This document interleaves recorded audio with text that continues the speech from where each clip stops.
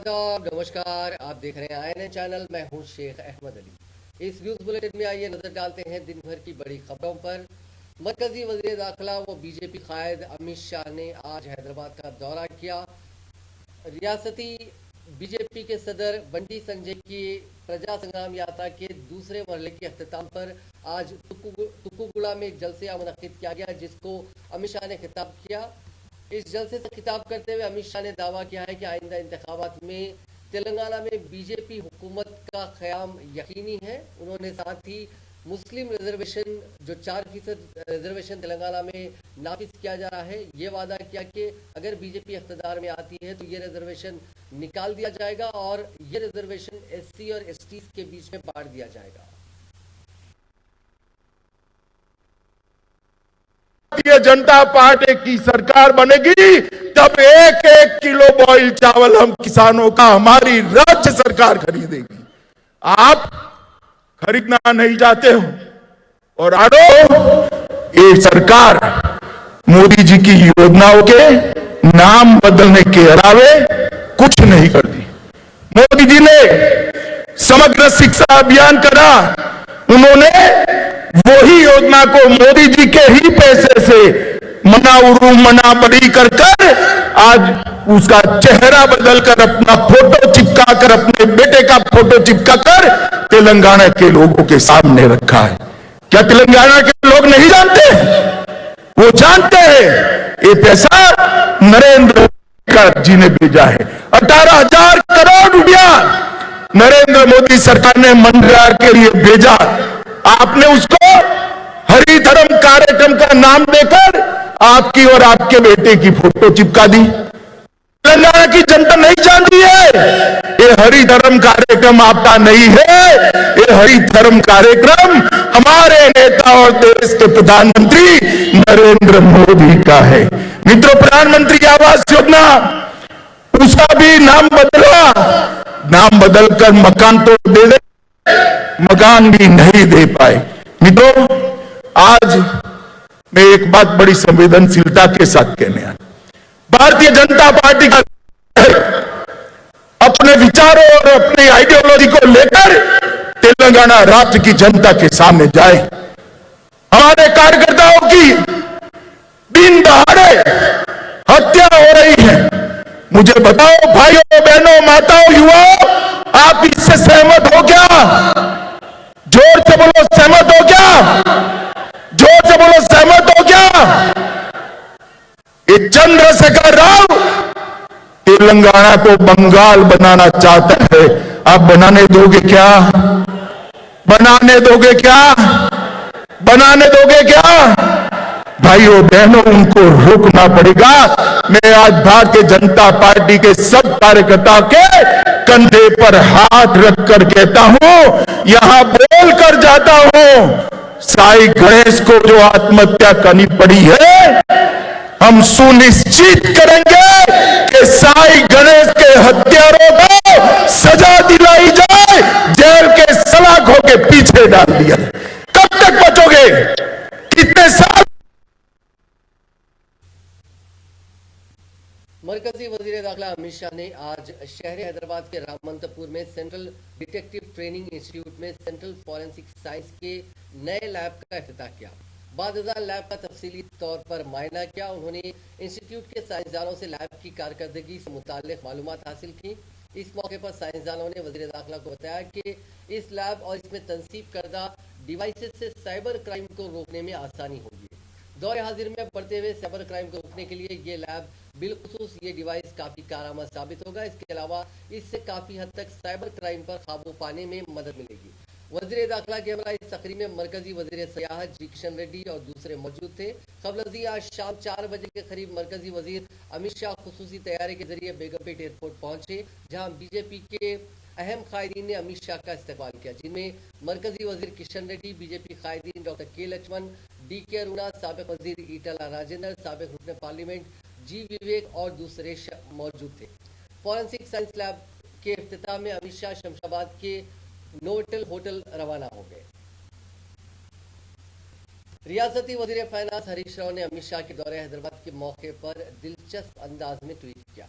बताया जाता है कि आज परिंदों का यौम आलमी नकल मकानी है, जिसकी मुनासिबत से हरीश राव ने अमित शाह के दौरे हैदराबाद पर रिमार्क करते हुए कहा कि बाहर के परिंदे आते जाते रहते हैं और वो अपनी मर्जी के मकामात में कुछ देर तक रुककर वहां की ग़िज़ा खाने के बाद खुशी से अपने मकाम चले जाते हैं। इस ट्वीट के साथ हरीश राव ने परिंदों की नकल मकानी की तस्वीर भी पोस्ट की।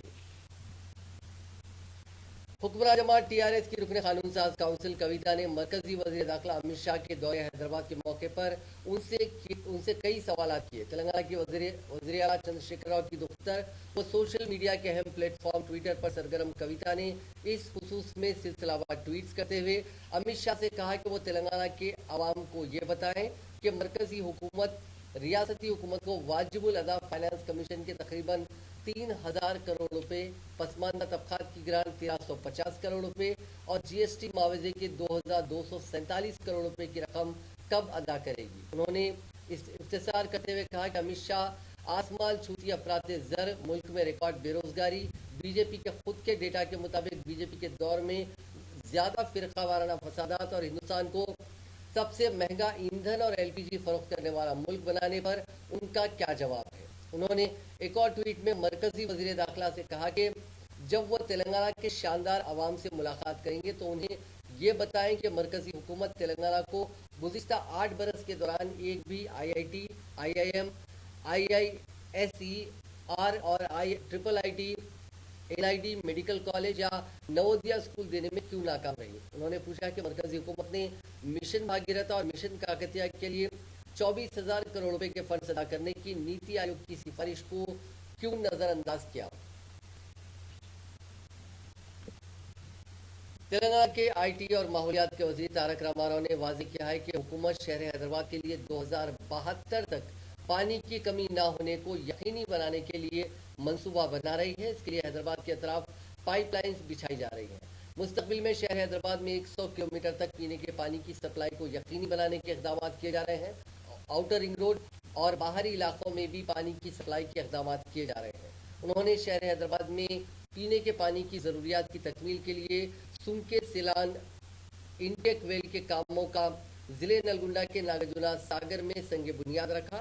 इस मौके पर खिताब करते हुए वज़ीर मौसूफ ने कहा कि हैदराबाद, रंगारेड्डी और मेडचल के आवाम के लिए आज का दिन काफ़ी अच्छा है। Metro water supply and sewerage board के 6000 करोड़ रुपए के तरक्याती काम जारी हैं। उन्होंने कहा कि फिलहाल हैदराबाद में पानी की तलब 37 TMC है। 2072 तक ये बढ़कर तकरीबन 71 TMC होने का इम्कान है। उन्होंने कहा कि सुनकेसीला में 1450 करोड़ रुपए की तखमीना लागत से पीने के पानी की जरूरियात के लिए पंप्स और मोटरों समेत 16 TMC लिफ्ट इरिगेशन के काम किए जाएंगे। उन्होंने वाज़ेह किया कि ये प्रोजेक्ट आइंदा मौसम गर्मा तक मुकम्मिल हो जाएगा और हैदराबाद के लोगों को पीने का पानी फराहम होगा।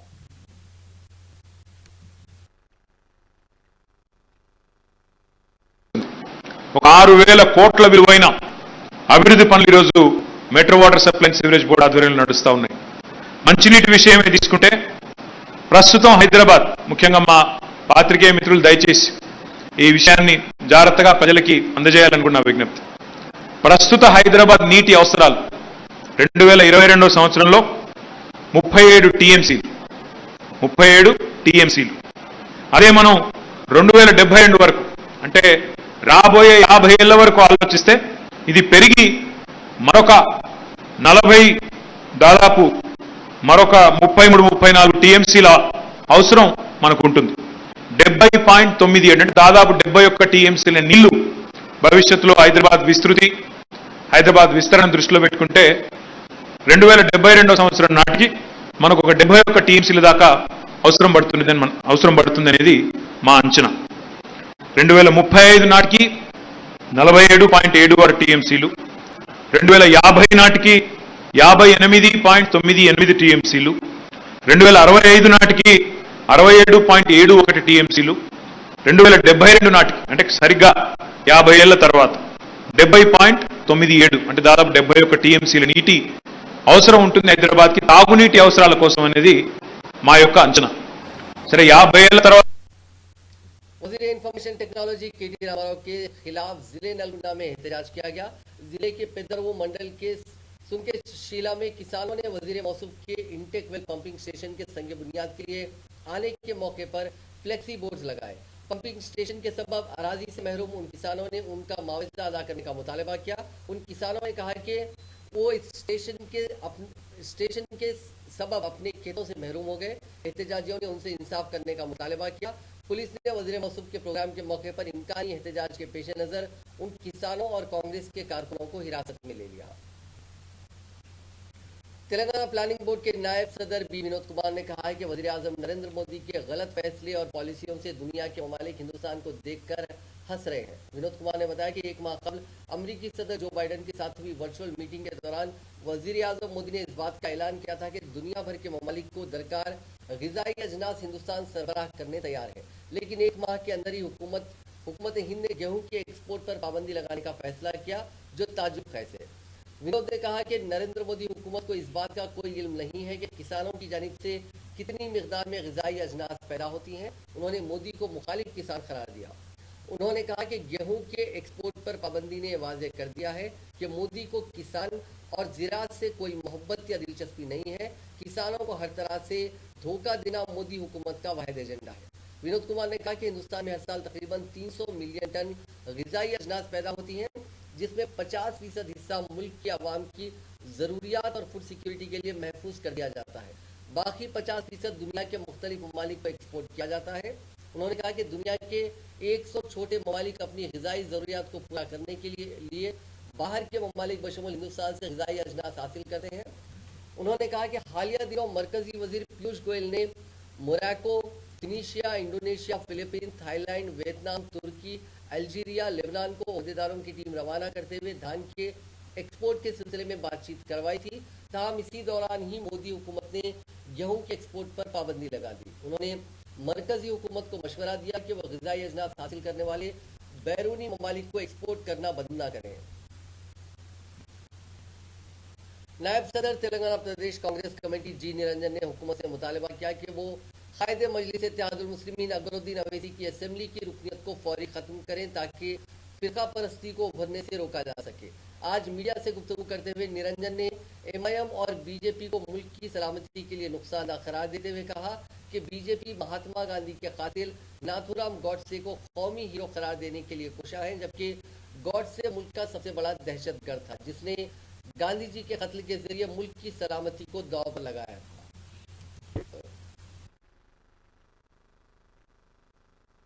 से बर्बाद करे वो औरंगजेब साहब का समाधि को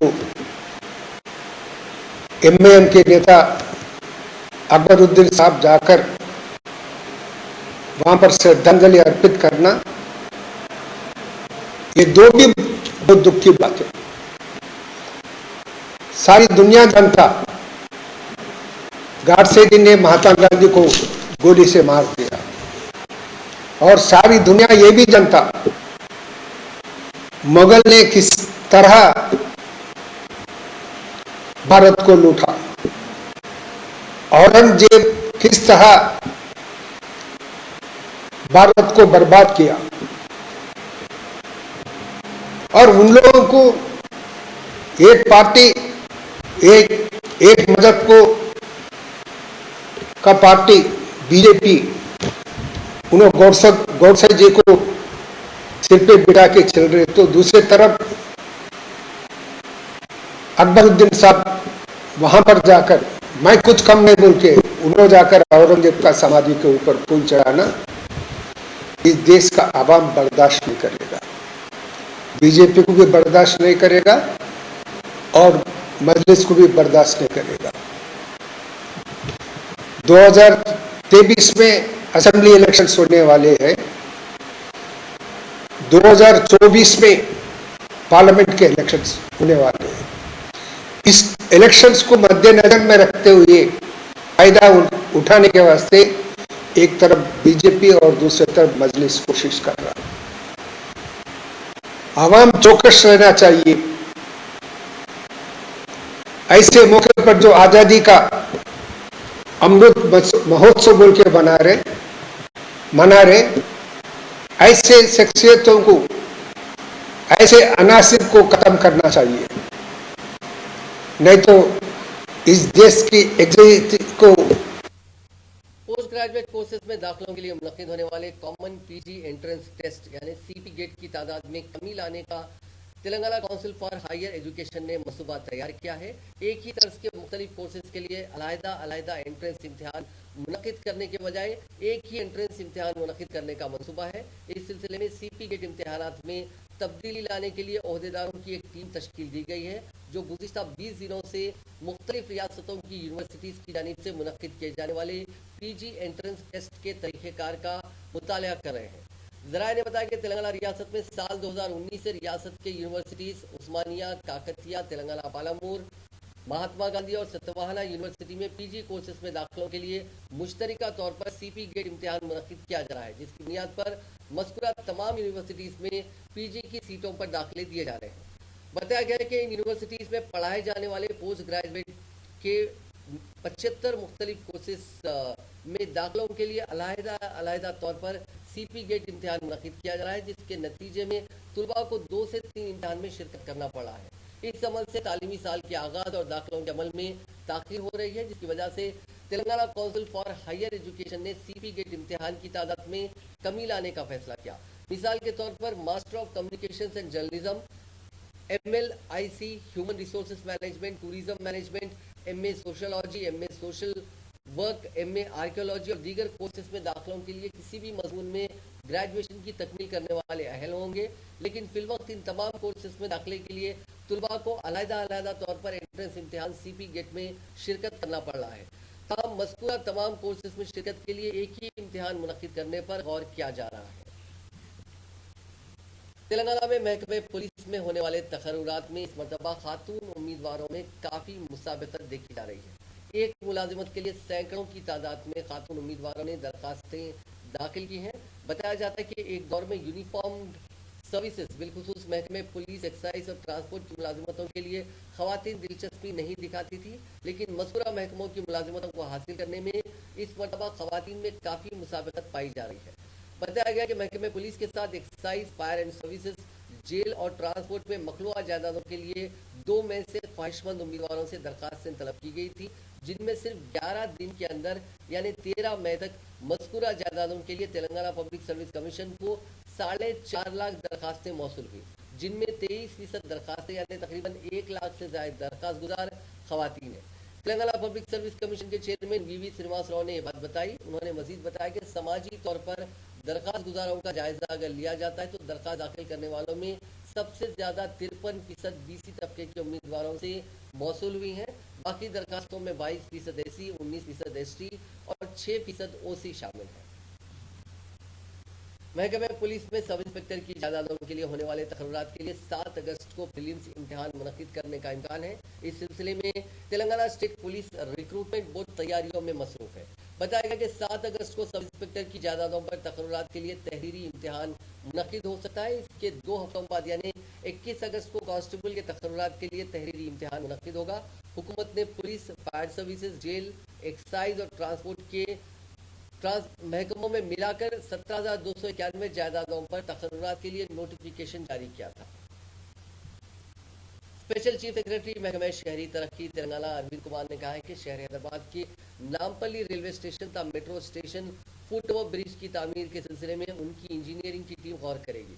दुर्गा प्रसाद नामी शख्स ने सोशल मीडिया के अहम प्लेटफॉर्म ट्विटर पर सरगर्म अरविंद कुमार को ट्वीट करते हुए इस जानिब तवज्जो दिलाई। प्रसाद ने कहा कि नामपल्ली रेलवे स्टेशन से मेट्रो स्टेशन के दरमियान फुटओवर ब्रिज की तामीर वक्त की अहम ज़रूरत है, क्योंकि लगेज और बच्चों के साथ सड़क अबूर करना काफ़ी दुश्वार बन गया है। उन्होंने इस मसले पर गौर करने की ख्वाहिश की।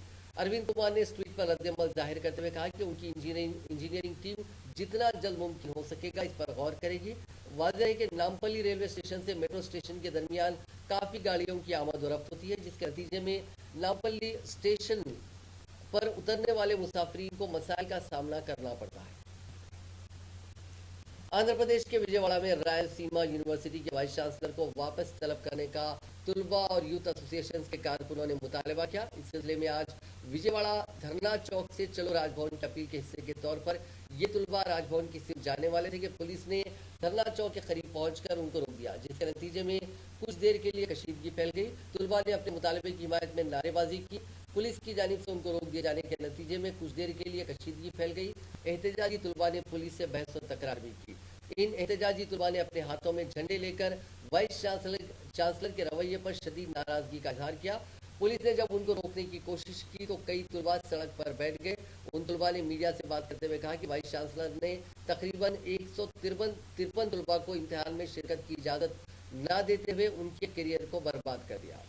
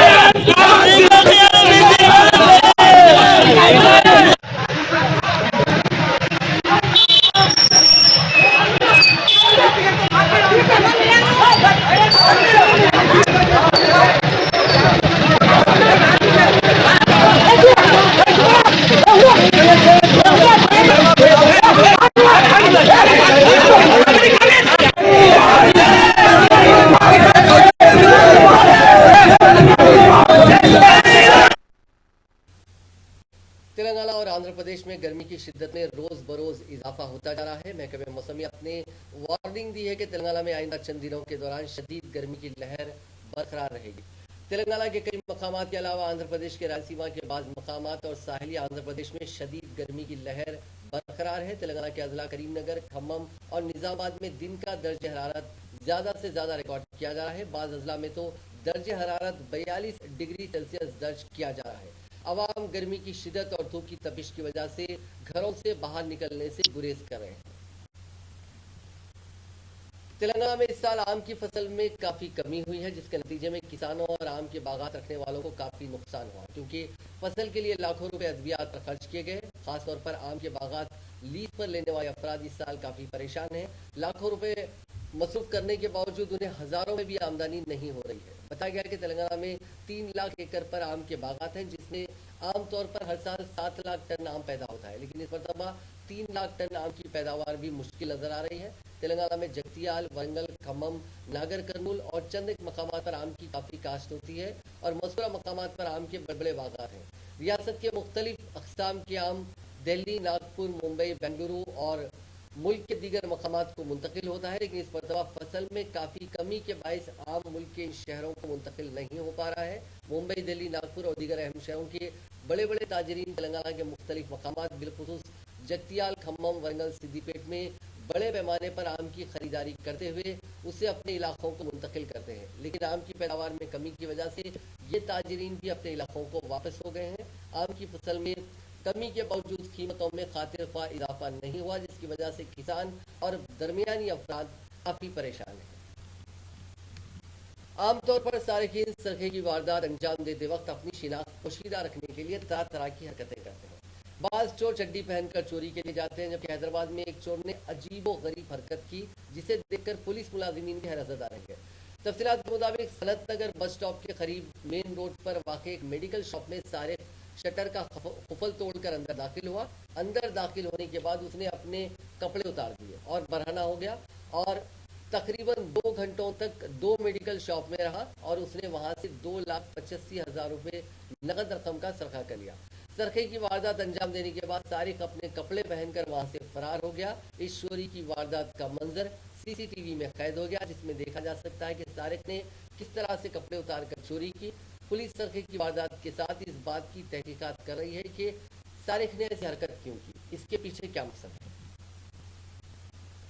नवविवाहिता बीवी के किरदार पर शुबा करते हुए लॉज में उसके शोहर ने उसका कत्ल कर दिया। ये वारदात तेलंगाना के नलगोंडा जिले में पेश आई।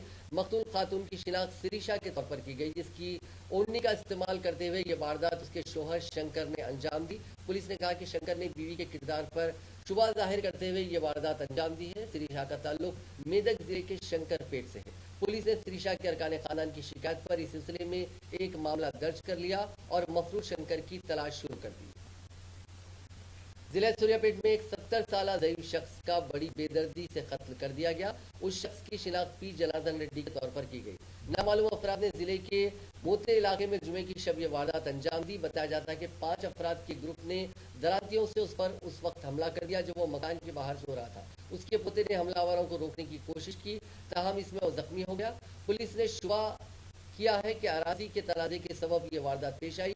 पुलिस ने कहा कि मुलजिमीन की निशानदेही और उनकी गिरफ्तारी की कोशिशें शुरू कर दी गई। आसिफ नगर के इलाके साबे नगर में शेख फहाद नामी शख्स ने मुबैना तौर पर जुवेरिया बेगम नामी शादीशुदा खातून को शादी न करने पर जान से मारने की धमकी दी। आसिफ नगर के इलाके में साबे नगर की रहने वाली जुवेरिया बेगम, जो एक शादीशुदा है, उसकी दोस्ती तालागड्डा के रहने वाले फहाद से हुई थी। उसके बाद दोनों फोन पर बातचीत करने लगे। जुवेरिया बेगम का कहना है कि वो सिर्फ ऐसे ही बातचीत करती थी, मगर फहाद जुवेरिया बेगम को पसंद करता था और उससे मोहब्बत करने लगा था, जिसके बाद वो जुवेरिया बेगम को इससे शादी करने पर मजबूर करने लगा। इस सिलसिले में आज जुवेरिया बेगम ने पुलिस में शिकायत दर्ज करवाई। से जैसो मार के भागा, मैं उनके घर पर जाके बोली थी, जैसे उनके घर वालों को, तो उनके घर वाले यकीन नहीं कर रहे। उनका बच्चा जैसा नहीं करा बोल रहे, जबरदस्ती फंसा रहे बोल रहे। फिर जैसा कल ये हरकत करे कि मैं ड्यूटी से आ रही थी, तो जैसा उन्होंने रास्ते में पकड़ कर जैसा मारे, जैसो वो प्रूफ है हम लोग के पास। जैसो आज बुरान सर मेरे साथ चलकर जैसो वहाँ पर सब मालूम करे सही है गलत है जैसो। और इतना टॉर्चर हो रहा है फहाद का मेरे ऊपर, हर टाइम मिर्ची के पैकेट जैसो, चाकुआं बतलाना, बेटा ले लेकर फिर लेकर खींच देता हूँ बोलना जैसो। कल तो ओवर ही करके मार दिया, हाथ उठा दिया उन्होंने मेरे ऊपर जैसो। ये वजह क्या है उठाने की, वजह क्या है आपके पीछे पड़ने की? यही वजह है कि मैं उनसे शादी करो, मेरे हस्बैंड को छोड़ दो, उनसे शादी करो बोल के चाह रहे हूँ। मतलब अभी आप उनसे मिले कैसा उनसे? मेरे घर के पास, मैं उनके घर के पास किराए से थी, तो जैसा ऐसे ही अड़ोस पड़ोस है बोल के बात होती थी। पर उन्होंने एक दिन मेरा मोबाइल लिए, जैसे कॉल करना है बाजी बोल के इतनी गेम कर लिए उन्होंने। जैसो कॉल ले, मेरा नंबर ले लिया उन्होंने, कॉल किसको कर रहे नहीं मालूम था, या फिर उनको कर लिए, जैसो लेके कर लिए। कर लेके उसके बाद जैसा मैं जहाँ पर बाहर कहीं कुछ भी लेने निकली, करी दरवाजे में ठहरी, वो फोटोज निकाल लेके उन्होंने एडिट करके जैसे अपने फोटो के साथ लगा के मेरे को टॉर्चर करने लगे थे। जैसे वो मेरे व्हाट्सएप पे भी जाना, मेरे शौहर कब आते कब जाते वो सब टाइमिंग देख लेके जैसो।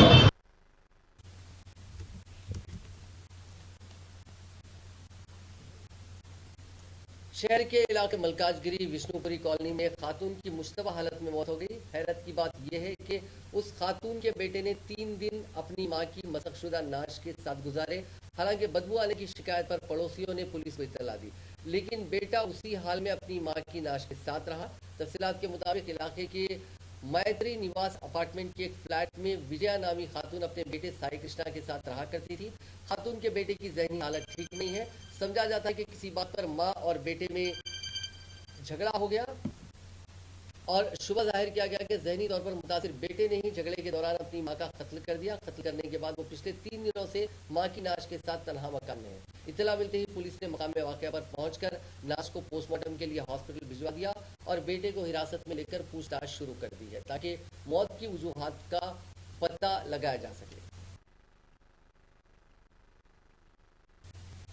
कामारेड्डी जिले के काशमपल्ली तांडे में बिजली गिरने के वाकये में एक ही खानदान के 6 किसान जख्मी हो गए, जिनमें 3 की हालत तशवीशनाक बताई गई है। आज दोपहर काशमपल्ली तांडे में तेज हवाओं के साथ बारिश हुई। इस दौरान बिजली गिरने का वाकया भी पेश आया। इसी दौरान खेत में काम करने वाले 6 किसानों पर बिजली गिर पड़ी, जिसके नतीजे में 40 साला भुकिया, 38 साला असलामत गंगू, 35 साला भुकिया लक्ष्मी, इसके अलावा और दीगर 3 लोग इसमें जख्मी हो गए। इन तमाम जख्मियों को कामारेड्डी के सरकारी अस्पताल में शरीक करा दिया गया। नाजरीन, इस न्यूज बुलेटिन में बस इतना ही। देखते रहिए INN चैनल।